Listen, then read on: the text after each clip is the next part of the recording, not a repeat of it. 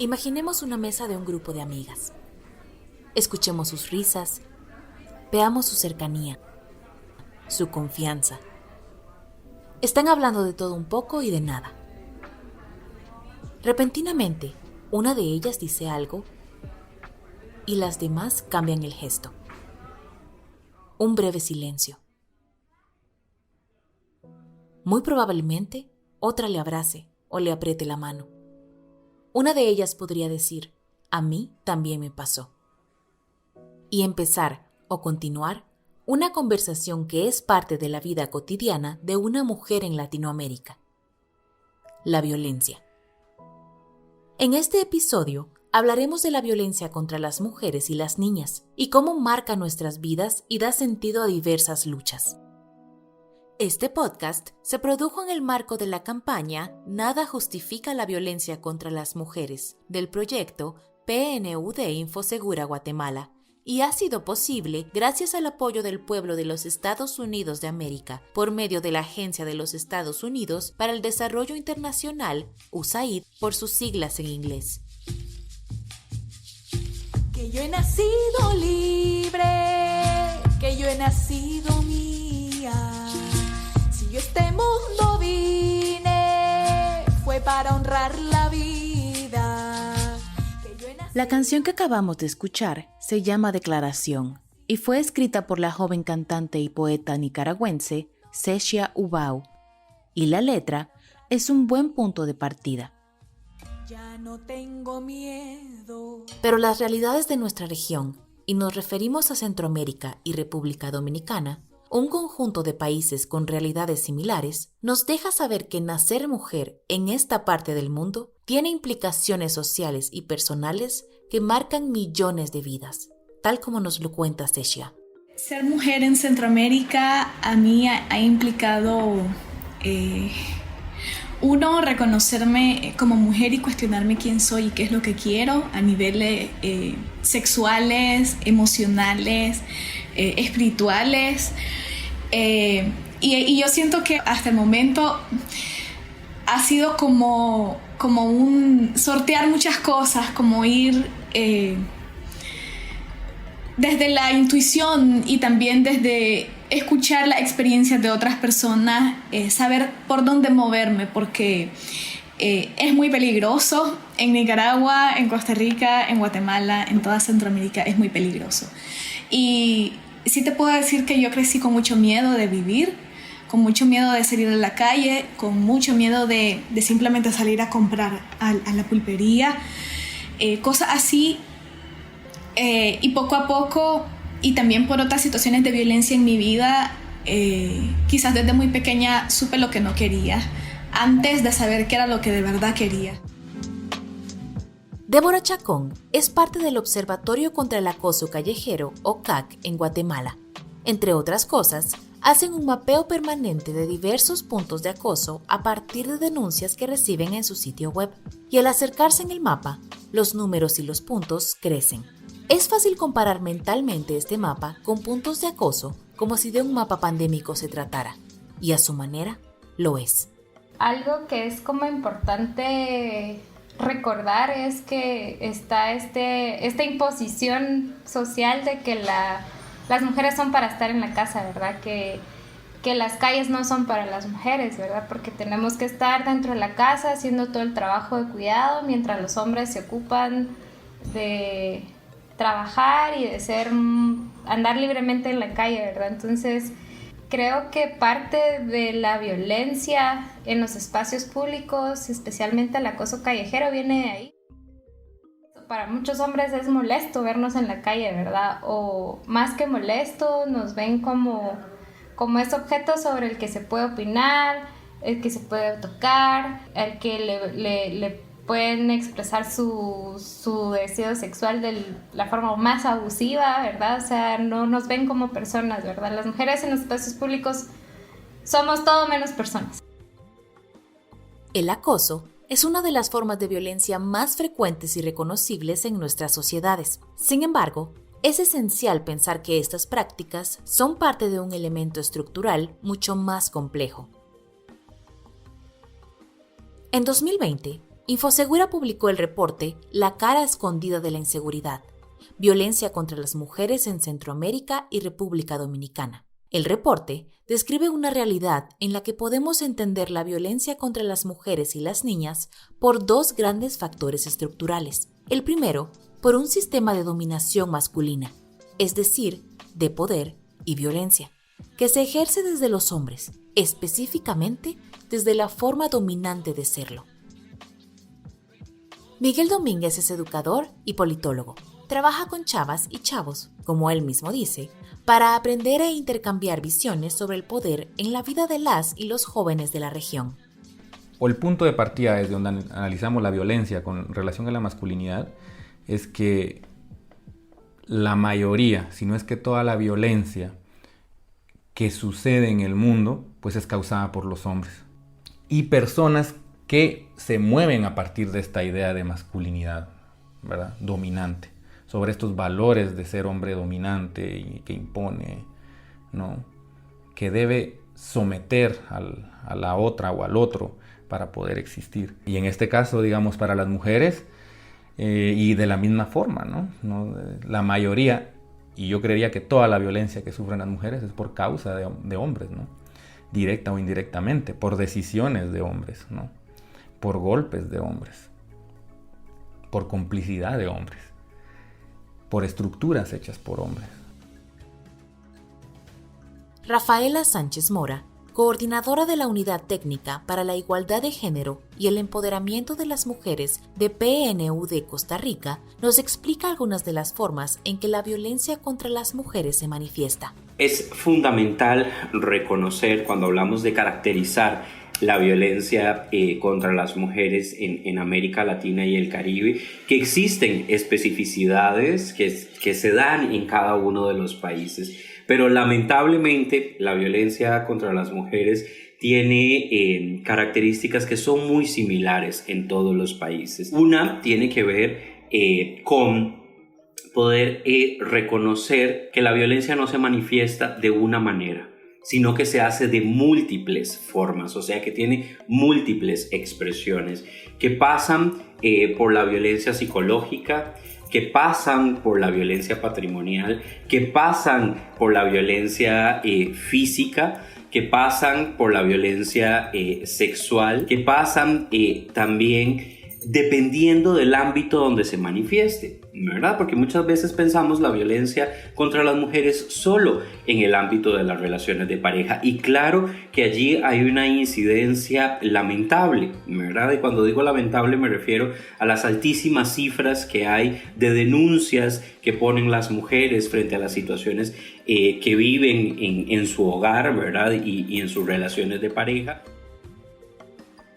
Las repercusiones de la violencia afectan también a la estructura social, al desarrollo de un país, su economía y tejido social, tal como la vicepresidenta de Costa Rica, Epsi Campbell, describió en la presentación del informe La cara escondida de la inseguridad.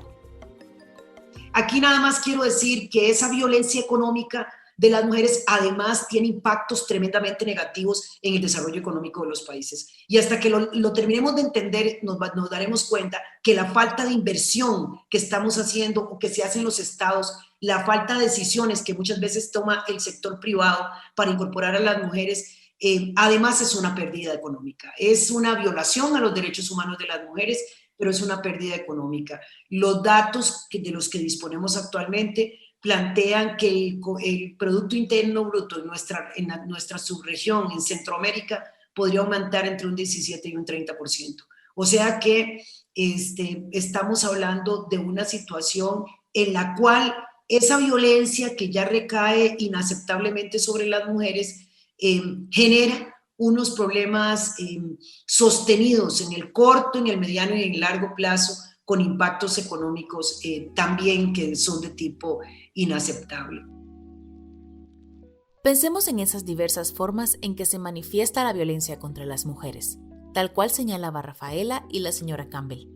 La violencia económica, que genera dependencia o control financiero. La psicológica, que a través del miedo y la intimidación busca someter o aislar. La emocional, que mina la autoestima, insulta e infravalora casi siempre con abuso verbal. La violencia física, que es tal cual eso, golpes, fuerza física e incluso la obstaculización del acceso a la salud. Y la violencia sexual, que es, básicamente, obligar a un acto sexual sin consentimiento. De estas formas de violencia, que interactúan muchas veces de manera combinada, se derivan otras manifestaciones como el feminicidio o femicidio, la violación, el acoso y ciberacoso, la trata y el matrimonio infantil. Pareciera que estamos hablando de conceptos, que podemos hacer en este espacio una especie de mapa del horror. Y efectivamente, pero necesitamos entender, trasladar estas ideas a cuerpos, a mujeres con nombres y apellidos que son víctimas de la violencia. No son números, no son conceptos. Son niñas, adolescentes, mujeres que viven en sus cuerpos la realidad abrumadora de la violencia. La herida de la violencia no queda solo en las mujeres que la reciben, digamos en el caso de la violencia contra las mujeres, sino que la herida queda en toda una comunidad, ¿verdad? Tal vez la herida principal queda en quien la recibe, pero deja secuelas en la familia, en la comunidad. El tema del hacernos cargo es bien complejo también porque no toda la gente sabe cómo, ¿verdad? Pero creo que algo que es muy importante es el escuchar, ¿va? Y el escuchar no necesariamente implica esperar que me digan las cosas, ¿va? Sino pues salir a la calle si ves cómo se comportan las mujeres cerca de los hombres, que evitan, que se cambian de lugar, que pues eso ya te dice algo, ¿verdad? Eso también hay que escucharlo, hay que hacerse preguntas, ¿verdad? Porque ella se cambia de banqueta cuando me mira venir, ¿verdad? O sea, cuando ve que voy en dirección hacia ella, ¿verdad? Eso también es escuchar, ¿va? Estas preguntas que plantea Débora no son nada más a los hombres o a la masculinidad dominante, sino a toda una estructura compleja de ideas que necesitamos cuestionar. Sí, aprender a escuchar, muy probablemente a nuestro interior y también a las otras personas. Y esto implica un proceso de transformación personal y social. Se necesita una combinación de varios elementos para luchar contra las violencias contra las mujeres. Y para esto quiero empezar por un elemento que es clave, que es modificar las normas sociales de género. ¿Qué son las normas sociales de género? Son esas ideas que tenemos instauradas todas las personas de cómo funcionan los vínculos, las relaciones entre las personas. En una cultura que es machista y es desigual, estas normas sociales de género las tenemos instauradas todas las personas. No solamente es los hombres, sino las mismas mujeres también tenemos estas ideas que nos dicen cómo es que debemos comportarnos, qué puede hacer una persona diferente de otra. Es clave de lo que se debe transformar. ¿Por qué? Ejemplo concreto, el Informe Global de Desarrollo Humano del Programa de las Naciones Unidas para el Desarrollo del 2019 nos dice en uno de los datos que en 77 países donde se aplicó este índice, el 50% de la población cree que las mujeres no deberíamos nunca ocupar puestos de toma de decisión. ¿Qué significa esto? Que tenemos instaurado todavía en nuestra forma de pensar que las mujeres no estamos socialmente en las mismas condiciones que los hombres.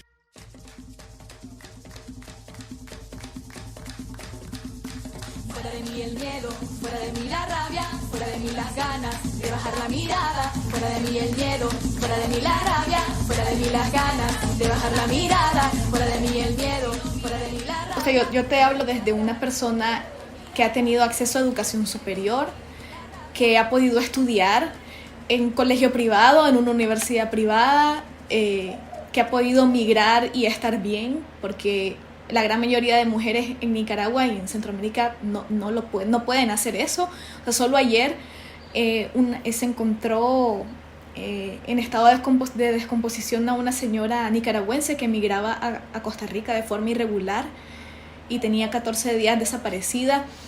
Entonces, para que yo haya tenido o que esté llevando este proceso de reencuentro conmigo, no lo he hecho sola, he estado acompañada de muchas cosas y mis necesidades básicas como la alimentación y la educación han estado cubiertas por mis padres.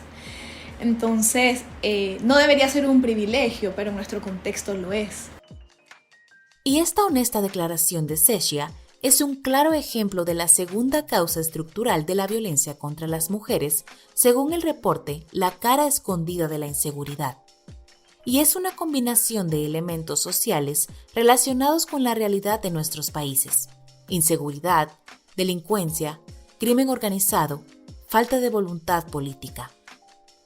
Vivimos en una región donde, tal cual lo decía la poeta, los derechos básicos terminan siendo privilegios. Esto, en gran parte, por las causas estructurales de la desigualdad que afectan no solo a la vida de las mujeres, sino a la de la sociedad completa.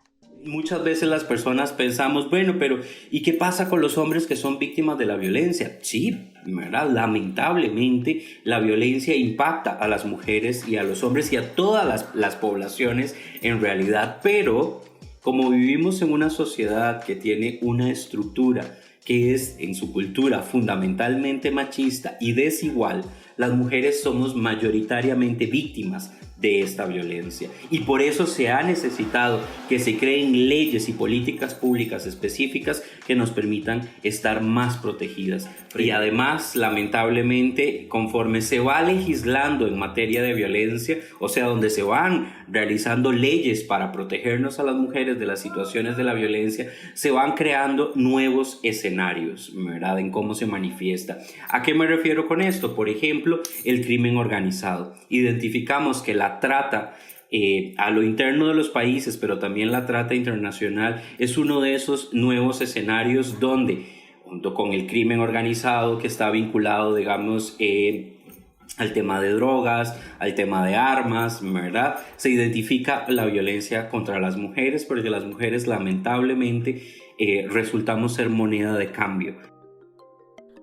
El panorama es complejo. Las violencias contra las mujeres son una realidad que aborda muchos frentes simultáneamente, y esto la vuelve difícil de enfrentar.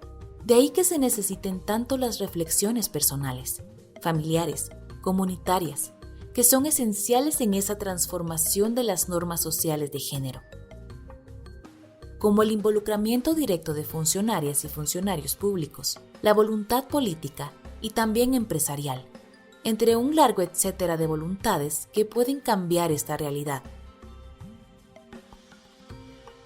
Pero entre todas esas tareas pendientes, las políticas públicas son esenciales. El Estado, como base de la sociedad, debe ser un actor protagónico en esta lucha, tal como la vicepresidenta de Costa Rica, Epsi Campbell, lo dice. ¿Por dónde tenemos que impulsar políticas públicas? Primero, ya no podemos ver la seguridad ciudadana sin verla desde una perspectiva de las mujeres. Esto no se trata solamente de mirar de manera separada la violencia contra las mujeres y la seguridad ciudadana por el otro lado, sino que una estrategia de seguridad ciudadana en nuestros países tiene que estar cruzada por la realidad de inseguridad en escalada que tienen las mujeres. Y la secunda Marcela Smoot, coordinadora regional del proyecto Infosegura. Esto requiere una transformación de las instituciones, requiere una nueva generación de funcionarias y funcionarios, requiere un trabajo de educación para incidir en la cultura, para transformar el comportamiento de las y los ciudadanos y para transformar también el comportamiento de los funcionarios en la prevención y en la atención de la problemática de la violencia contra las mujeres y las niñas. Las violencias contra las mujeres tienen otro factor común. Son inaceptables. Las transformaciones necesarias para esa lucha diaria pasan por nuestros cuerpos, pasan por nuestra mente, por el Estado, por las leyes, por muchas voluntades que necesitan cuestionarse y comprometerse. nada justifica la violencia contra la mujer, y esta idea debe plantearnos sobre todo preguntas, que nos cuestionemos cómo nos marca este sistema de violencia, cómo funciona, cómo se alimenta y a quién hay que cuestionar. Pensar desde nuestros espacios cómo transformarlo, y quizás desde el más cercano e íntimo. Por eso, es crucial cuestionar y transformar la masculinidad hegemónica, crucial en esta discusión. Es necesario que la compleja realidad de la violencia interpele a los hombres y nos conecte como sociedad a nuevas formas de relacionarnos.